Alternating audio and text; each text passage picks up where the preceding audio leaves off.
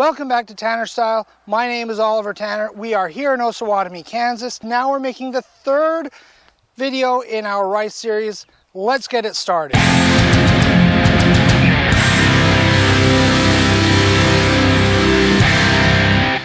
This video is all about risotto. All right, so let's look at what we're working with today. We've got a sweet potato here. We've got some black beans, onion, of course, and we've got some corn. So what we're going to do is kind of an American style risotto.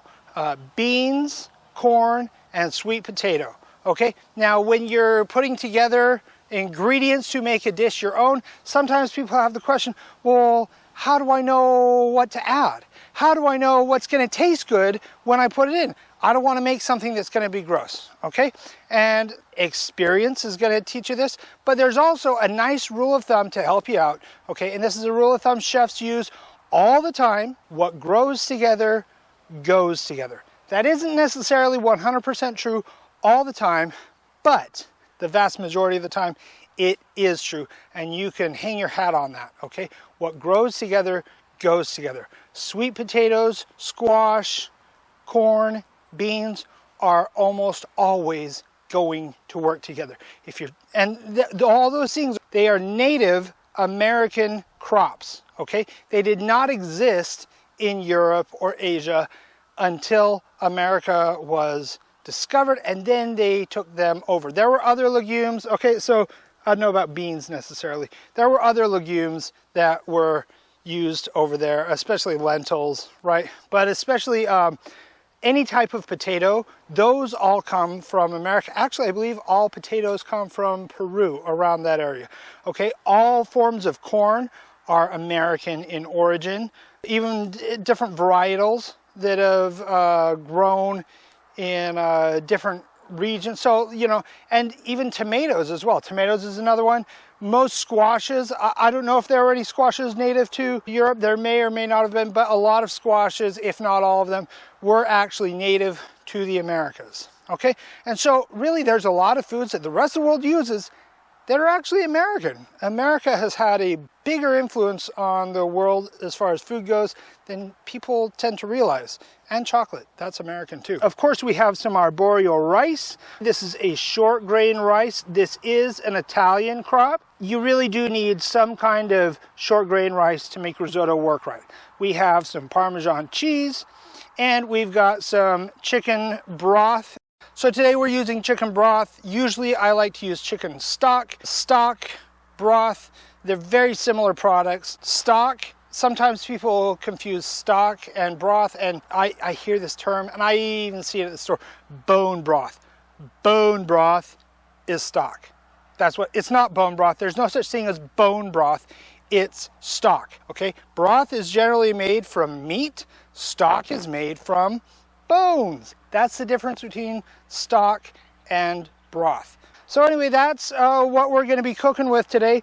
But the first thing that we're going to do is we need to take our sweet potato. We're just going to wrap this in foil and stick it in our coals. So we're going to use this the way that you might use a puree to add flavor to a risotto, okay? But rather than doing this like one might traditionally do a puree with a food processor or something like that, we're just going to bake this sweet potato in the fire until it's good and done. And then we're just going to open it up, mash it all up with a fork, and scrape it right into our risotto. We're going to peel our corn. We're going to roast that on the fire. So we finished roasting our corn, and now it's time to get all the corn off of the cob. We have two metal bowls, and this is kind of the setup that you're going to want to get your corn off of the cob. What you're going to do is you're going to take the smaller bowl, you're going to flip it upside down, set it down inside of the bigger bowl. You're going to want to take your corn and you're going to anchor it, okay, just like that. It's easier to cut when it's anchored, and when we cut it, go right down the side here. All the corn falls right down into the bigger bowl.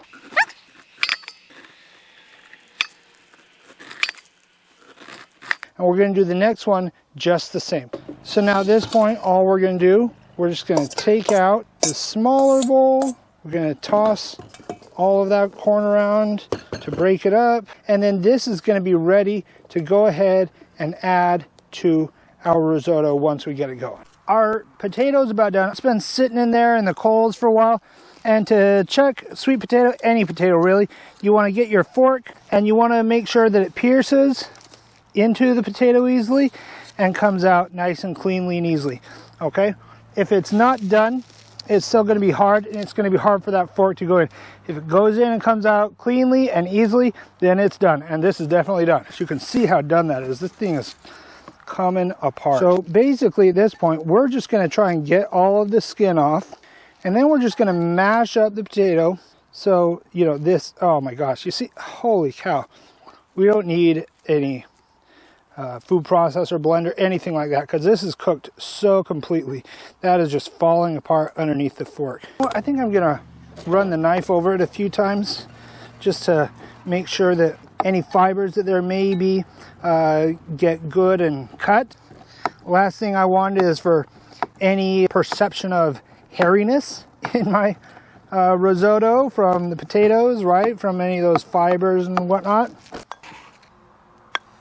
Okay, so we got our prep done. We got our corn, beans. The beans were already cooked ahead of time. We got our onions. Parmesan was already shredded. We got our sweet potato cooked, and everything else is ready to go. So looks like we're ready to head to the fire. All right, meet you over there. Well, we're over here by the fire. I think we're ready to start cooking our risotto right now. So if we look down here, we got a little bit of a flame. We've got some good coals. So let's go ahead and get our pan on the heat, get it heating up. And we're going to start with putting in just a little bit of some oil just to coat the bottom of the pan. So we're going to heat this up. We're going to wait until our oil is nice and hot. Again, we're going to look at the viscosity. It's still kind of moving a little slowly. When it's moving around in there, almost like it were water, then we're going to know it's nice and hot. Okay, I think that we have it about hot enough to start our onions. Let's go ahead and get those in there. Let's talk about kind of what we're trying to achieve here with risotto. We're going to just cook these until they're a little bit translucent. Anyway, with the risotto is kind of a creamy rice dish, and so frequently when people think of dishes that are creamy, whether it's a rice dish or whatever it may be, people think of adding cream, right? Or some kind of a dairy product or something, and they think that that's where the creaminess is going to come from. All right, so let's go ahead and add some rice now. Now, we aren't going to add all of this rice, obviously. We are just going to add rice with kind of the idea in mind that this rice is going to double in size. So we want to think about how much we want to have at the end. And I think that looks pretty good, don't you? Yeah, that'll make a good amount of risotto. We're just going to kind of toss this around. Now, we aren't trying to toast this like we did with the pilaf. We're just kind of getting it in there a little bit. And now we're going to add our liquid. Anyway, so I was talking about that creaminess that we're trying to achieve. And it's actually the process of how we cook this that is going to give us that effect. All right, so what we're going to do right now, we're not going to add in all of our liquid.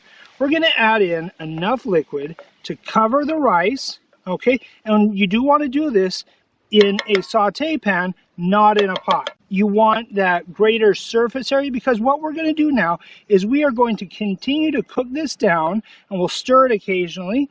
And we're going to continue to cook this down until this is about dry, okay? So when all that liquid is almost all evaporated out, then we're going to add more liquid. And we're going to keep doing this. We're going to do it probably about 4 times.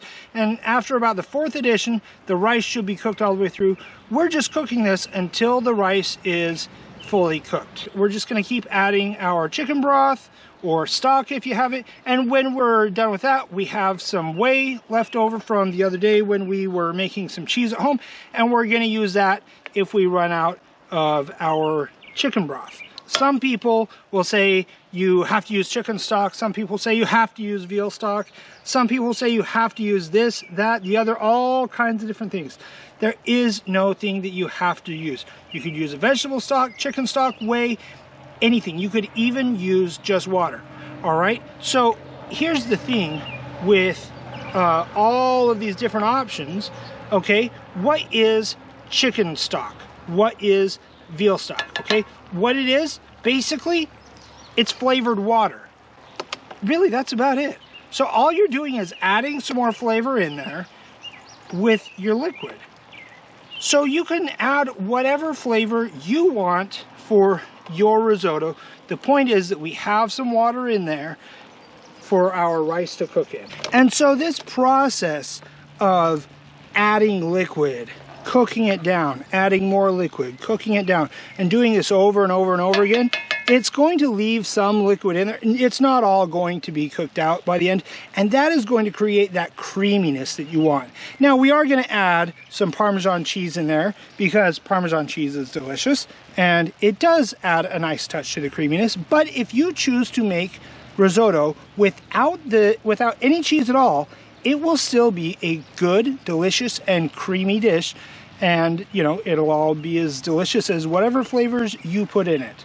Okay, and then at the end we're also going to add a little knob of butter, just basically give it a little bit of a shine, make it look good. That's pretty much it for the process of making risotto. It's just this process of adding liquid, cooking it down, stirring it up, right? And then at some point, probably around the middle, we're going to go ahead and we're going to add in our other flavor additions that we want to add to this.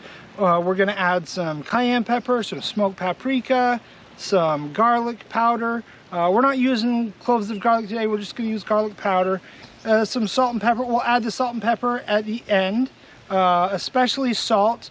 I don't use garlic salt. I use granulated garlic or garlic powder, right? And the reason why is because I want to have control over how salty my food is. Same reason that I don't use salted butter. I always use unsalted butter, okay? And I recommend you always use unsalted butter because you need to control the seasoning of your food, not whatever it is you add to it. So actually come down here. We're about at the point right now where we need to add more. You can see, so there's obviously still some moisture because there's bubbling, right? But you can see we do not have standing liquid down there. So let's go ahead and we'll add some more liquid back up to where it was before. So about like that. And it's just this process of rinse, wash, repeat. So this is going to continue cooking. I'll just kind of check back in with you at the end when we're ready to add in our other ingredients, when the risotto's pretty well cooked. We just barely put in the last of our broth, and it was actually the third addition, and the rice is actually looking pretty good right now. So I'm gonna go ahead and I'm just going to give it a little bit of a try just to see where it's at. Okay, so this is actually going to be our last addition. I said oftentimes there's 4 additions. This time it looks like it's going to be 3 because it's always dependent on how done the rice is. We want the rice to be done. We don't want it to be overdone. Okay, and so it's actually seeming to me like it's about there right now. So we're going to go ahead and we're going to add in our mix-ins right now, and then we're just going to let it continue cooking down and cooking out the rest of that water to the point where it's nice and creamy and it's about finished. All right, let's add in some of that corn. All right, let's go ahead, add in some of that cheese. I think we want to add a good amount of the cheese. And we can see that it's getting pretty much there. I think that we've got it about right. Let's go ahead and give it a taste to see where our seasoning is at. So after tasting it, you know, I can taste that we definitely do need some salt. Could probably use a little bit of pepper. So let's go ahead and get that stirred in. And then we're gonna give it another taste. Check the seasoning one more time. Your seasoning, you add, you taste, you add, you taste. One of your most important tools cooking anything, especially learning how to cook for yourself, is your tongue. Yeah, I think that's about right. That's really good. Sorry, I forgot. Last thing, we do need to add our butter. You know, that is the very last thing that we add. Gonna mix that in, and that's really just gonna give it a nice little bit of shine, make it look pretty, and that is all that the butter is there for. We are gonna dish some up here, and one of the cool things about risotto is that rice is often used as a side dish. So risotto can also be a side dish, but risotto is one of the few preparations of rice that can also work just as well as a main dish. Most of the times rice is not used as a main dish. Very few times it actually can be. Risotto is one of those, and the last one, kind of the fourth sort of method of cooking rice, but it's not really a unique method of its own. Paella. Paella is often the star of the show when cooking rice. It's so good. Thank you so much for joining us today as we finished up our series on rice. This was our risotto video. Huge thank you to my wife and my daughter Lindy, my son Joseph. Everybody has been out here working hard today. It's not just me that's been doing this.